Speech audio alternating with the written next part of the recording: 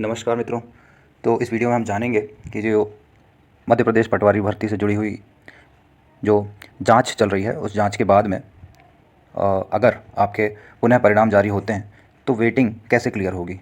ये वीडियो ख़ास तौर पे उनके लिए है जो 1-2 नंबर से रह गए हैं और उनके मन में कहीं ये दुविधा है, ये प्रश्न है कि अगर रिवाइज्ड रिज़ल्ट आता है जाँच के बाद तो वेटिंग क्लियर होने का क्या तरीका रहेगा। बहुत लोगों के मन में ये सवाल है कि अलग अलग ज़िलों में उनकी जो सबसे ज़्यादा वेटिंग है वो 100 है और सबसे जो कम वेटिंग है वो किसी ज़िले में 20 है। तो क्या अगर जांच के बाद 300, 200, 500 लोग अगर निकल जाते हैं तो क्या उनकी वेटिंग क्लियर हो जाएगी। तो इस बारे में 2-3 केस स्टडीज़ के माध्यम से इस वीडियो में अपन चर्चा करेंगे।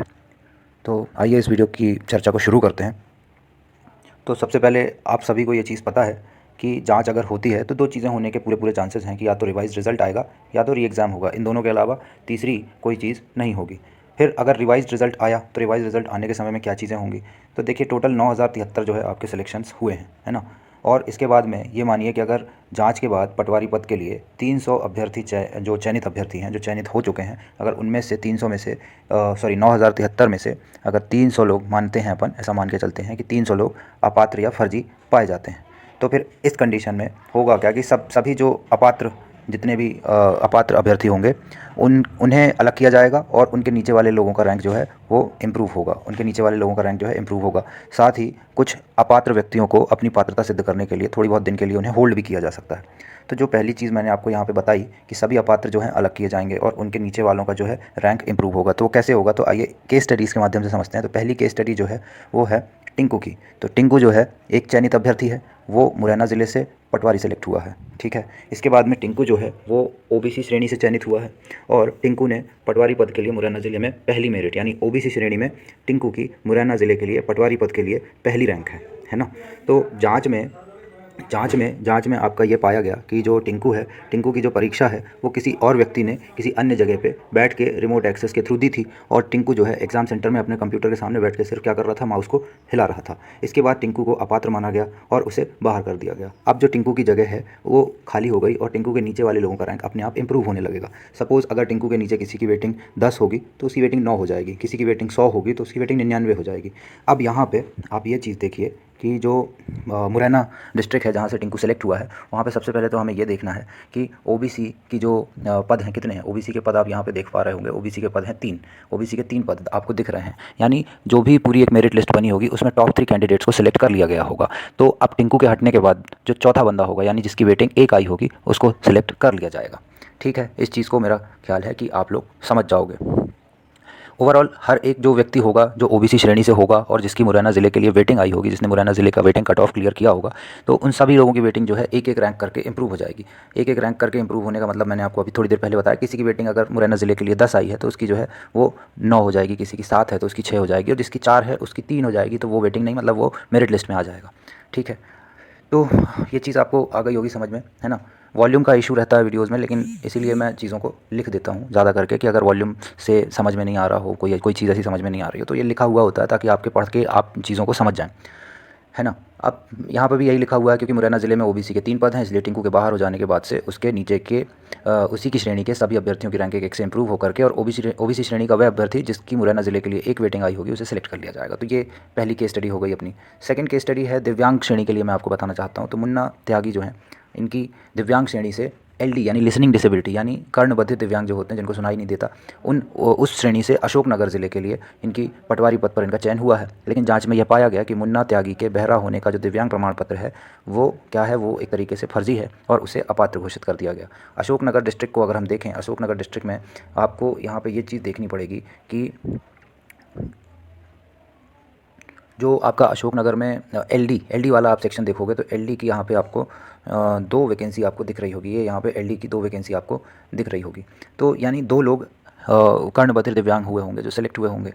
अब जैसे ही मुन्ना त्यागी जो हैं अपने वो बाहर होंगे, तो अब क्योंकि उन्होंने तो फर्जी तरीके से सिलेक्शन लिया है तो सभी जो उस कैटेगरी के छात्र होंगे जिनकी अशोकनगर से वेटिंग आई होगी और दिव्यांग श्रेणी के एलडी कैटेगरी के यानी जो कर्णबधिर दिव्यांग होंगे उनको उनकी सबकी वेटिंग 1-1 से इंप्रूव होकर के और जिसकी वेटिंग आपकी पहली आई होगी, 1 वेटिंग जिसकी होगी उसको सिलेक्शन मिल जाएगा। नेक्स्ट केस स्टडी पे अपन जाते हैं। नेक्स्ट केस स्टडी एक और चयनित अभ्यर्थी की है जिसका नाम मोनू है। इसने सीधी जिले से पटवारी पद के लिए ईडब्ल्यूएस श्रेणी से सिलेक्शन लिया हुआ है। मोनू भी जांच के बाद किसी तरीके से अपात्र पाया गया। आइए सीधी जिले के पदों की संख्या देखते हैं। तो सीधी जिले की पदों की बात करें हम तो यहाँ पे अपन को सिर्फ ईडब्ल्यूएस सेक्शन देखना है। तो ईडब्ल्यूएस में आप देख पा रहे होंगे कि 7 वैकेंसी ईडब्ल्यूएस में दिख रही है। यानी जो ईडब्ल्यूएस श्रेणी से सेलेक्ट होने वाले जो लोग होंगे तो टॉप के जो 7 लोग होंगे उनको सेलेक्ट कर लिया, क्योंकि अब मोनू जो है उसकी अपात्रता हो गई, उसकी वैकेंसी हो गई, वहाँ पे वो जगह खाली हो गई। तो जो ऊपर से 8वां बंदा होगा यानी जिसकी वेटिंग 1 आई होगी वो क्लियर हो जाएगा, है ना। इसी तरीके से मैंने यहाँ पे इस चीज़ को लिखा भी है कि मोनू के हटने के बाद ईडब्ल्यूएस का जो भी अभ्यर्थी होंगे उन सभी की वेटिंग 1-1 रैंक से इंप्रूव हो जाएगी और जिस अभ्यर्थी की सीधी जिले के लिए ईडब्ल्यूएस श्रेणी में वेटिंग 1 होगी उसका चयन हो जाएगा।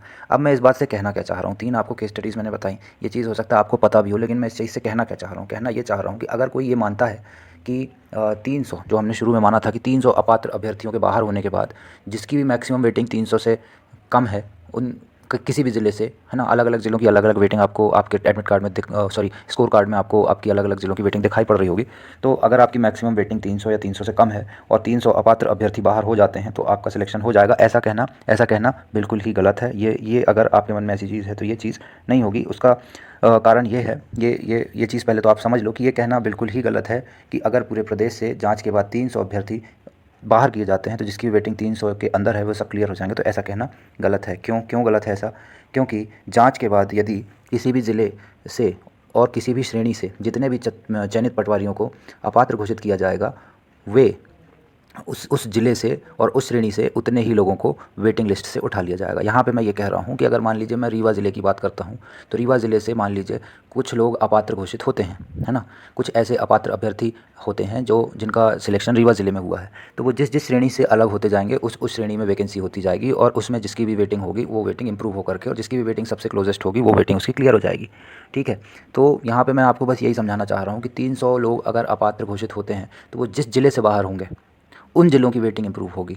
जिस ज़िले से वो बाहर नहीं होंगे, जिस ज़िले से बाहर नहीं होंगे कि मतलब जिस ज़िले में उनका सिलेक्शन हुआ होगा, है ना, वो जब वो लोग बाहर होंगे तो उन ज़िलों की वेटिंग इंप्रूव हो जाएगी। सपोज़ मैं आपको बोलूँ कि इतने सारे ज़िले हैं, है ना, तो 300 लोग अलग हुए, है ना, 300 लोग अलग हुए तो मान लीजिए जैसे अभी आप जो ये देख पा रहे हैं जो ये फर्जीवाड़ा हो रहा है, ये फर्जीवाड़ा ज़्यादातर किस एरिया में दिख रहा है? भिंड, मुरैना, ग्वालियर, अशोकनगर, दतिया, इस साइड वाले एरिया में थोड़ा ज़्यादा देखने को मिल रहा है। तो मान लीजिए इन्हीं ज़िलों के लोग अगर बाहर होते हैं तो उन्हीं ज़िलों की वेटिंग ही जो है इंप्रूव होगी, उन्हीं ज़िलों की वेटिंग्स क्लियर होंगी। मान लीजिए किसी ज़िले से कोई भी ऐसा अभ्यर्थी अपात्र नहीं पाया जाता, जैसे जबलपुर की बात करें कि जबलपुर में मान लीजिए कोई ऐसा अभ्यर्थी नहीं मिला जो जबलपुर में जिसका चयन हुआ हो और वो अपात्र पाया गया हो, तो ऐसे केस में वो नहीं निकलेगा। जबलपुर की जो वेटिंग है वो कोई उसमें चेंज नहीं आएगा, है ना।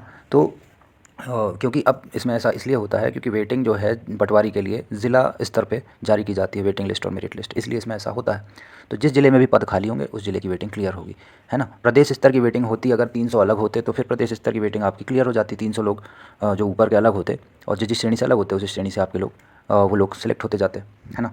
तो ये चीज़ आपको मैं समझता हूँ कि शायद समझ में आ गई होगी। और यहाँ पे ये चीज़ मैंने लिखी भी हुई है कि वेटिंग, एक चीज़ यहाँ पे आपको ये चीज़ नोटिस करने की ज़रूरत है कि वेटिंग जो है क्लियर होने का ये तरीका सिर्फ पटवारी पद के लिए है, क्योंकि जो पटवारी के लिए वेटिंग लिस्ट और मेरिट लिस्ट बनती है वो जिला स्तर पे बनती है। बाकी इसके अलावा जो अपनी 2-3 वैकेंसीज़ जो इसके अलावा की जो वैकेंसीज़ हैं जो, क्योंकि अब पटवारी में हमने देखा कि 6755 वैकेंसी ही आई थी और टोटल जो ग्रुप 2 सब ग्रुप 4 में वैकेंसी वो 9073 है। तो 6755 के अलावा 3200-3300 जो वैकेंसी है, माफ़ कीजिए 2200-2300 जो वैकेंसी है वो आपकी जो वैकेंसीज़ हैं उन पे, क्योंकि वो प्रदेश लेवल की वैकेंसीज़ हैं, उनकी जो लिस्ट आई है वो प्रदेश लेवल के हिसाब से उनकी लिस्ट आई है। तो वहाँ से यदि कोई व्यक्ति अलग होता है, वहाँ से कोई अपात्र, मान लीजिए एडीओ में किसी का सिलेक्शन हुआ और वो अपात्र पाया गया, तो वो जिस श्रेणी से अलग होगा उस श्रेणी की वेटिंग क्लियर हो जाएगी। उसमें ऐसे कोई ज़िला वाला कोई भी वो नहीं होगा कि जो ज़िला है, ज़िला लेवल पे उसमें कोई लिस्ट ऐसी जारी हुई नहीं है, तो उसमें ऐसी चीज़ कोई भी नहीं है जो पटवारी में है, क्योंकि पटवारी में ज़िला लेवल पे, ज़िला स्तर पर सारी चीज़ें वेटिंग लिस्ट और मेरिट लिस्ट जारी की गई है। तो ये जो मैं आपको पूरी जो तरीका बता रहा हूँ ये तरीका सिर्फ़ और सिर्फ किसके लिए है? पटवारी के पद के लिए है, ठीक है। एक छोटी सी मैं आपको एक केस स्टडी और भी बता देता हूँ जिसमें जैसे जो एडीईओ और सहायक संपरीक्षक और असिस्टेंट मैनेजर, समग्र सामुदायिक सुरक्षा अधिकारी, ये सब जो पद हैं ग्रुप 2 सब ग्रुप 4 के पद हैं, उन पदों के लिए मैं आपको कुछ छोटी सी जानकारियाँ और दे देता हूँ। एक छोटी सी केस स्टडी, मान लीजिए कि एक कोई अभ्यर्थी हैं जिन्होंने पूरे प्रदेश में टॉप 10 में स्थान हासिल किया है और यूआर ओपन से यानी अनरिजर्व कैटेगरी से एडीओ के पद पर उन्होंने सिलेक्शन लिया। ये भी केस स्टडी में हम ये मान लेते हैं कि मान लीजिए क्योंकि टॉप 10 के हैं तो इनका जो सेंटर था वो क्या था? ग्वालियर का एनआरआई कॉलेज था। जांच में ये आया कि इनका सिलेक्शन गलत तरीकों का प्रयोग करके हुआ और इनकी पात्रता को निरस्त कर दिया गया। तो हम ऐसा मानते हैं कि मान लीजिए कि यूआर श्रेणी में इनका रैंक दूसरा था, है ना, ऑल ओवर एमपी में इनका रैंक पहला था, मान लीजिए यूआर की श्रेणी में दूसरा रैंक था। तो ऐसे में क्या होगा, ऐसे में इनके साथ मान के चलें कि हम 10 और छात्र भी जो हैं, जो एडीओ पे ही सेलेक्ट हुए हैं यूआर ओपन श्रेणी से, अनरिजर्व कैटेगरी से, उनकी भी जो पात्रता है वो निरस्त कर दी गई। तो जितने भी अनरिजर्व कैटेगरी में जिनकी भी वेटिंग 10 या 10 से कम आई होगी, सीधे तौर पे उनका सिलेक्शन हो जाएगा। ठीक है, तो ये चीज़ जो है मैं समझता हूँ कि शायद आपको समझ में आई होगी। तो आशा करता हूँ ये जानकारी अच्छी लगी होगी। अगर जानकारी आपको पसंद आई है तो इस वीडियो को शेयर करिए, लाइक्स कीजिए, और सबसे ज़रूरी है कि आपका और मेरा संवाद बिल्कुल भी नहीं है, कमेंट्स वीडियोज़ में नहीं हो रहे हैं। तो प्लीज़ अपना पॉजिटिव या नेगेटिव जो भी आपको लगता है वो कमेंट आप करिए, फीडबैक आपका कमेंट के रूप में दीजिए। बाकी मिलते हैं किसी नेक्स्ट वीडियो में। Thank you.